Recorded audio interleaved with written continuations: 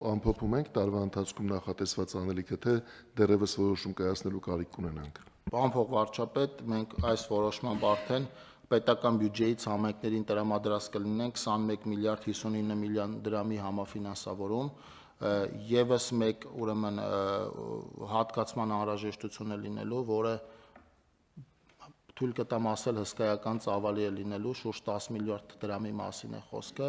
դա մեծ հավանականությամբ կլինի կառավարության հաջորդ նիստին։ Մենք պլանավորում ենք այս տարին բարելավել նախորդ տարվա ցուցանիշները եւ շարժվում ենք այդ ուղղությամբ, շինարարներին տարեվերջին պարտք չենք մնա, ամսի 18-ի նիստը կլինի մեծ հավանականությամբ վերջինը, որտեղ մենք սուբվենցիոն համաֆինանսավորման հարց կունենանք, որպեսզի հետո նաեւ մարզպետի աշխատակազմերը հաջորդ մի քանի օրերին հնարավորություն ունենան բաշխում իրականացնել համայնքներին եւ համայնքներն էլ հնարավորություն ունենան շինարարներին պատշաճ վճարել։